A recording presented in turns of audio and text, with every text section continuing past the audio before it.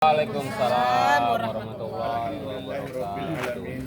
Wassalatu wassalamu ala asyrafil anbiya'i wal mursalin sayyidina wa maulana Muhammadin wa ala alihi wa ashabihi ajma'in, amma ba'du. Pertama sekali, mari kita tak bosan-bosan mengucapkan puji syukur kita kehadirat Allah Subhanahu wa taala atas karunia nikmat dan hidayahnya, diberinya kesehatan, keafiatan kepada kita, sehingga kita masih dapat bersilaturahim bersama di tempat yang berbahagia ini, di Taman Edukasi Kota Binjai, yang mana dalam hal ini setiap 2 bulan sekali kita melaksanakan arisan pengajian SMP Negeri 2 Selesai Kabupaten Langkat. Pada hari ini kita pengajiannya outdoor, tidak di rumah ahli bait. Maka ini menjadi suatu hal yang teristimewa tersendiri, sehingga membuat kita lebih fresh lagi di dalam wadah arisan kita. Mudah-mudahan silaturahim kita tetap terjalin dengan baik, dan ini sangat disenangi Allah Subhanahu wa taala. Kemudian daripada itu, selawat dan salam juga kita hadiahkan kepada junjungan kita baginda Muhammad Rasulullah SAW. Ya, semoga kita mendapatkan syafaat daripada beliau nanti di yaumil hisab nanti. Amin. Amin. Yang saya hormati Bapak Ibu seluruh anggota arisan pengajian SMP Negeri 2 Selesai, teristimewa Bapak Al-Ustadz yang sengaja kita undang untuk memberikan tauziah selama barangkali setengah jam ini menjelang zuhur nanti. Mudah-mudahan apa yang disampaikan nanti sekaligus kemudian kita nanti 2 bulan yang akan datang ini, barangkali tanggal 13 kita sudah memasuki bulan suci Ramadan. Dan insya Allah kita semua diberi kesehatan, keafiatan, sehingga kita dapat menjalankan ibadah puasa kita di bulan Ramadan ini. Mudah-mudahan dipanjangkan umur, sehingga kita dapat memetik manfaat daripada bulan suci Ramadan itu, yang mana banyak terdapat dari fadilah-fadilah, keutamaan-keutamaan di bulan suci Ramadan itu sebagai tambahan ibadah kita selama kita masih hidup ini. Mudah-mudahan insya Allah pertemuan kita ini diridhoi Allah Subhanahu wa taala, dan kita buka dengan ucapan basmalah. Bismillahirrahmanirrahim. Demikian mukadimah yang dapat saya berikan, dan selanjutnya nanti akan dibawakan tauziah yang akan disampaikan oleh Pak Ustadz. Siapa Pak namanya? Janah Siregar. Pak Ustadz Janah Siregar. Mudah-mudahan insyaallah apa yang disampaikan nanti oleh Pak Ustadz menjadi tambahan tetes ilmu bagi kita untuk selalu dekat kepada Allah Subhanahu wa taala. Demikian, billahi taufiq wal hidayah. Wassalamualaikum warahmatullahi wabarakatuh. Waalaikumsalam. Kepada Pak Ustadz kami persilakan dengan segala hormat. Assalamualaikum warahmatullahi wabarakatuh. Waalaikumsalam warahmatullahi wabarakatuh. Alhamdulillahilladzi kataba alaina as-siyam fi syahri Ramadan linakuna min ibadihil muttaqin. Asyhadu an la ilaha illallah wahdahu la syarikalah wa asyhadu anna Muhammadan abduhu wa rasuluhu alladzi la nabiyya ba'dah. Allahumma shalli wa sallim wa barik ala Muhammadin wa ala alihi wa sahbihi ajma'in. Qala Allah ta'ala fil Qur'anil Karim, a'udzu billahi minasyaitonir rajim. Ya ayyuhalladzina amanu kutiba alaikumus siyam kama kutiba alal ladzina min qablikum la'allakum tattaqun. Wa qala Allah ta'ala fi ayatil ukhra, a'udzu billahi minasyaitonir rajim. Wa la taqfu ma laysa laka bihi 'ilmun innas sam'a wal basara wal fu'ada kullu ulaika kana anhu mas'ula. Shadaqallahul adzim. Yang saya muliakan Bapak dan Ibu guru yang berhadir pada kesempatan ini, kembali kita mengucapkan alhamdulillah di atas limpahan rahmat dan berkah Allah yang membuat gerak kehidupan ini bisa berjalan dengan lancar, dan semua rencana hidup yang kita buat selalu diizinkan oleh Allah untuk kita bisa lakukan, dan membuat kesadaran kita bahwa kehidupan dunia ini bersifat sementara dan akan terantar ke kehidupan yang abadi nanti di sisi Allah Subhanahu wa taala. Kemudian salawat dan salam pada Muhammad Rasulullah sallallahu alaihi wasallam yang sudah mewariskan ajaran Islam agar kita mampu menata kehidupan ini dari berbagai sisi terwujud menjadi suatu bekal yang akan mengantarkan ke kehidupan akhirat nanti, bisa meraih ridha Allah dan ditempatkan oleh Allah di tempat yang sebaik-baiknya di sisinya kelak. Amin ya rabbal alamin. Bapak dan Ibu jemaah yang dirahmati Allah, insya Allah sebentar lagi kita sudah menghitung hari untuk bertemunya dengan bulan suci Ramadan. Ibadah Ramadan itu adalah ibadah yang terpanjang di dalam Islam. Jadi kalau kita cermati, yang paling panjang pelaksanaan ibadah itu adalah ibadah Ramadan. Dari bulannya 1 bulan penuh. Dari segi perharinya 1 hari penuh juga. Sejak terbit fajar sampai terbenam matahari. Dan ibadah puasa ini agak sulit untuk menjaga kesempurnaannya karena boleh dibaurkan dengan pekerjaan lain. Beda dengan sholat. Kalau sholat, kalau sudah takbiratul ihram, apapun pekerjaan tidak boleh lagi. Sehingga kita khusus memelihara ibadah itu. Nah, bahkan kalau ada pekerjaan lain justru membatalkan ibadah sholat yang kita lakukan. Jadi kalau puasa tidak demikian, apapun yang kita lakukan masih boleh. Umpamanya ada orang yang tahan main bola kaki, ya silakan, boleh main bola kaki. Boleh main bulu tangkis. Boleh ngomong banyak. Jadi berbaur dia dengan pekerjaan yang lain. Maka ini agak sulit dan hati-hati untuk menjaga ibadah puasa itu. Dan waktunya panjang. Sejak terbit fajar sampai terbenam matahari. Untuk menjaga puasa itu dari terbit fajar sampai terbenam matahari, kesulitan begitu banyak sama kita. Maka Allah anjurkan supaya kita yang pertama adalah menyiapkan ilmunya tentang pelaksanaan ibadah puasa itu. Itu yang paling utama persiapan kita. Kata Allah, jangan kamu lakukan sesuatu atau mengikut sesuatu tanpa dengan dasar ilmu. Bluetooth mode.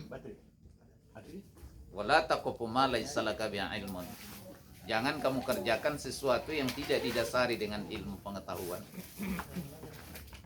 Kenapa? Karena memang dasarnya ilmu itulah yang mengantarkan kita bisa memperoleh kesempurnaan dalam bentuk ibadah. Puasa tentu pada dasarnya itu katakan imsak adil muftirat. Menahan diri dari sesuatu yang merusak terhadap ibadah yang dilakukan itu. Jadi menahan diri itu dari berbagai hal. Nah, terutama dari segi perkataan. Jadi harus benar-benar hati-hati di dalam melaksanakannya, terutama kaitan perkataan. Kita berupaya dari pagi sampai zuhur umpamanya nggak ada perkataan yang merusak ibadah. Tiba-tiba selesai sholat zuhur ditelepon kawan, rupanya ada janji. Sudah di mana? Kita masih di rumah. Nah, ada janji dan kita merasa bahwa kita terlambat umpamanya datang ke tempat yang kita janjikan. Begitu ditelepon kawan, sudah di mana? Langsung kita ngomong, sudah di jalan. Padahal masih bersiap-siap di rumah. Makanya sering saya katakan, Pak, 2 hari lagi menjelang puasa, sahadatkan dulu HP-nya. Kan dulu. Kemudian pada saat nanti di bulan puasa, kita sedang berpuasa, begitu nada panggilnya bunyi, jangan angkat dulu, ta'awuz dulu. A'udzubillahi minasyaitonirrajim, baru angkat.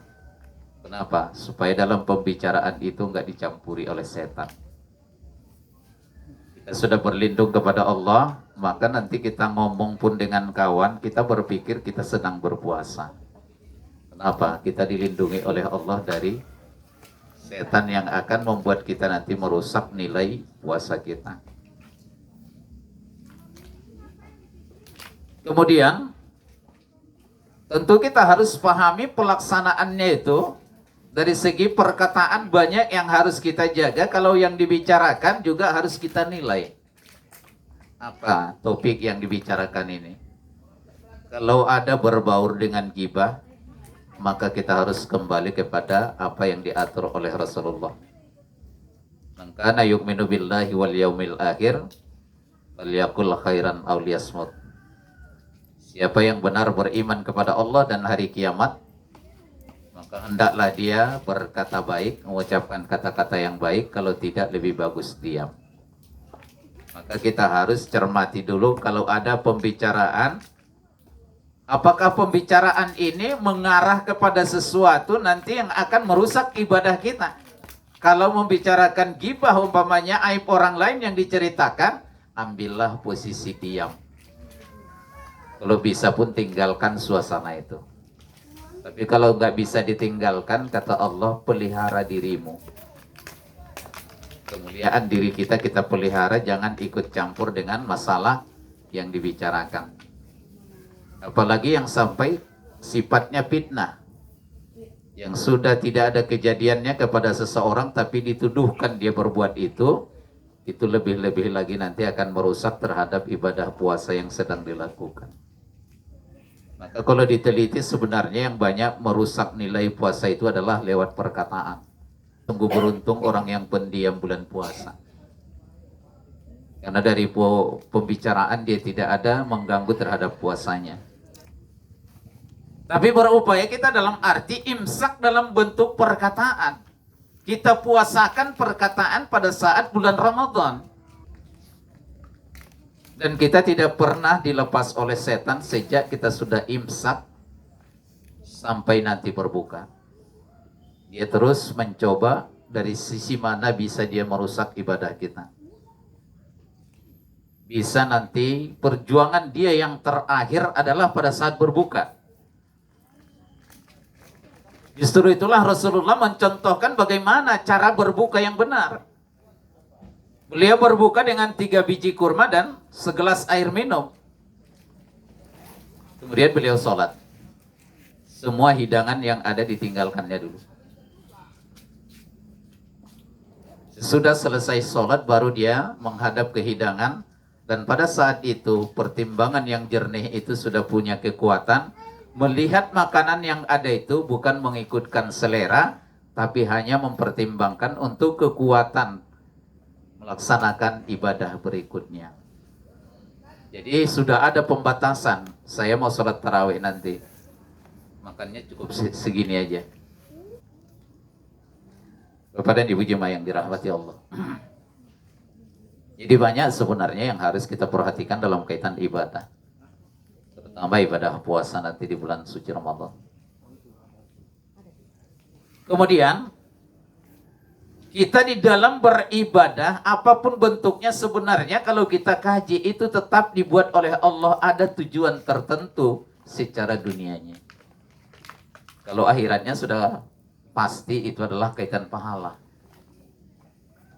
Tapi secara dunianya seperti sholat, kita sholat untuk dunianya apa? Bukan hanya sekedar pahala akhiratnya. Untuk dunianya harus ada yang kelihatan dari bukti sholat yang dia lakukan. Ada pengaruh tertentu yang harus terjadi pada diri seseorang di kehidupan dunia ini kalau memang dia benar sholatnya. Aqimis sholah inna sholata tanha anil fahsya'i wal munkar. Dirikan sholat karena dengan sholat itulah kamu akan tercegah dari perbuatan keji dan mungkar. Itu dunianya. Seseorang itu akan terpelihara dari perbuatan keji dan mungkar. Dia tidak melakukan itu lagi. Sholatnya mengingatkan dia. Maka begitu rapatnya dibuat Allah waktu sholat itu, nggak sempat kita lupa, udah masuk lagi sholat. Selesai subuh, tak berapa lama masuk suruk. Selesai suruk masuk duha, masuk zuhur, masuk asar. Sampai sesudah kita tidur pun malam, masih diperintahkan oleh Allah untuk sholat. Itu sholat tahajud di malam hari.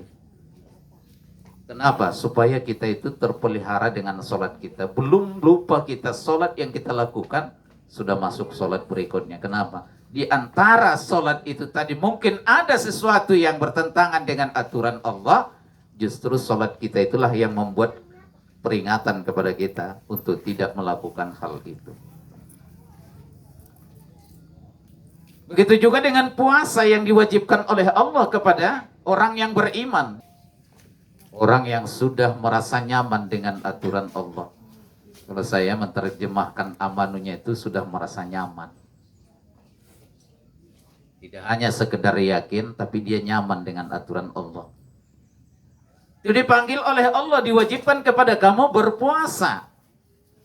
Jadi orang yang sudah nyaman dengan aturan Allah berarti dia menunggu kesempatan kapan perintah Allah itu akan dilakukan. Karena ada kalanya perintah Allah itu terkait dengan suasana dan waktu. Begitu juga dengan sholat. Orang yang sudah memang cinta dengan sholat, dia akan tunggu kapan momen dia bisa melaksanakan dari berbagai jenis sholat, dia akan tunggu itu. Kepada ibu jemaah yang dirahmati Allah. Jadi orang yang sudah merasa nyaman dengan aturan Allah, itu dia sangat rindu dengan perintah Allah. Jadi dalam kaitan puasa ini pun yang diminta oleh Allah atau diperintahkan oleh Allah adalah orang yang sudah merasa nyaman dengan aturan Allah. Tujuannya apa? Ada 3 tujuan yang sudah ditentukan oleh Allah yang harus bisa dicapai oleh orang yang puasa. Ketiga-tiganya pakai kalimat la'alla sebelumnya. Ya ayyuhalladzina amanu kutiba alaikumusiyam kama kutiba alal ladzina min qablikum la'allakum tattaqun. La'alla litarajji.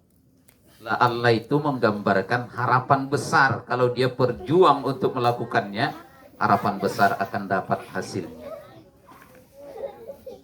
La'alla yang kedua, walitukmilul iddata walitukabbirullaha ala ma hadakum wa la'allakum tashkurun.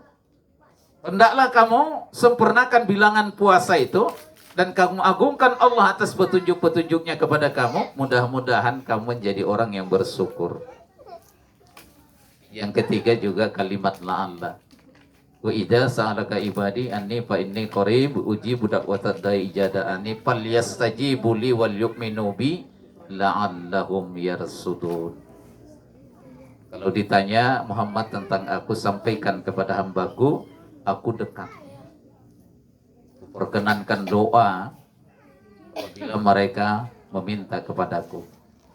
Tapi mereka juga menerima aku dan merasa nyaman dengan aturanku. Mudah-mudahan mereka menjadi orang yang cerdas, menempatkan diri dalam lingkaran kebenaran dari aturan Allah. Jadi ini sebenarnya tiga-tiganya inilah tujuan orang yang berpuasa. Kalau pahala itu urusan Allah, Pak. Gak boleh kita urus itu, Bu. Seberapakah pahala saya satu hari ini yang puasa, itu sudah urusan Allah. Yang kita urus, apakah kita terantar kepada 3 tujuan diperintahkannya puasa ini? La'allakum tattaqun, la'allakum tashkurun, la'allahum yarsudun.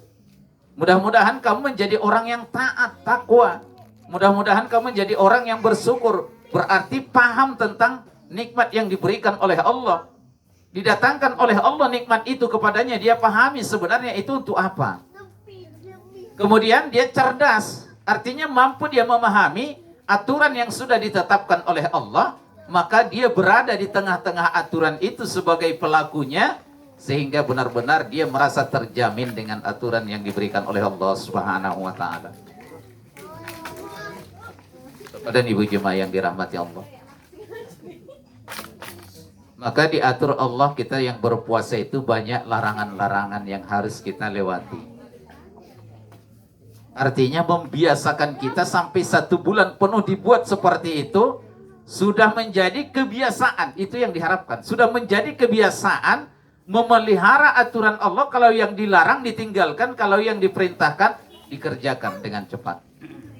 La'allakum tattaqun. Mudah-mudahan kami menjadi orang taat. Selama sebulan ditempa kita seperti itu, mentaati aturan-aturan yang ada. Sampai seperti itu disiplinnya kita dibuat oleh Allah. Maka itulah yang harus tercipta menjadi satu kebiasaan dalam kehidupan sehari-hari. Makanya waktu sholat, Rasul katakan yang terbaik sholat itu di awal waktu. Ya, sudah masuk zuhur. Jadi itulah yang bisa saya sampaikan pada kesempatan ini. Mudah-mudahan kita nanti di bulan Ramadan bisa memperoleh yang terbaik untuk melaksanakan ibadah puasa hingga muncul dalam kepribadian kita. Tujuan yang saya sampaikan tadi memang itu jadi kebiasaan bagi kita dalam kehidupan sehari-hari. Mari kita tutup kegiatan ini dengan sama-sama berdoa kepada Allah Subhanahu wa taala. A'udzu billahi minasyaitonir rajim. Bismillahirrahmanirrahim. Alhamdulillahirabbil alamin wassalatu wassalamu ala asyrafil anbiya'i wal mursalin wa ala alihi washabihi ajma'in. Allahumma anjilir rahmata wa ni'mata wassalamata wal afiyata wal istiqamah wal hidayah wal maghfirata wal amanata alaina birahmatika ya arhamar rahimin. ربنا اغفر لنا ذنوبنا ولوالدينا وارحمهما كما ربيانا صغيرا ولجميع المؤمنين والمؤمنات والمسلمين والمسلمات الأحياء منهم والأموات برحمتك يا مجيب السائلين. اللهم بارك لنا في شهر شعبان وبلغنا رمضان إنك على كل شيء قدير. ربنا تقبل منا إنك أنت السميع العليم وتب علينا يا الله إنك أنت التواب الرحيم. اللهم اجعل هذا جمعنا يا الله جمعا مرحوما وتفرقنا من بعده تفرقا مقسوما واهدنا يا الله صراطا مستقيما. ربنا آتنا في الدنيا حسنة وفي الآخرة حسنة وقنا عذاب النار وصلى الله وسلم عليه والحمد لله رب العالمين. تقبل الله منكم إنا ومنكم تقبل يا كريم. السلام عليكم ورحمة الله وبركاته. Demikian tadi tausiah singkat yang disampaikan oleh Bapak Al-Ustadz. Mudah-mudahan apa yang disampaikan mengenai menyambut bulan suci Ramadan dapat menjadi tambahan ilmu bagi kita beribadah kepada Allah Subhanahu wa taala. Demikian saja, saya tutup dengan ucapan billahi taufiq wal hidayah. Wassalamualaikum warahmatullahi wabarakatuh.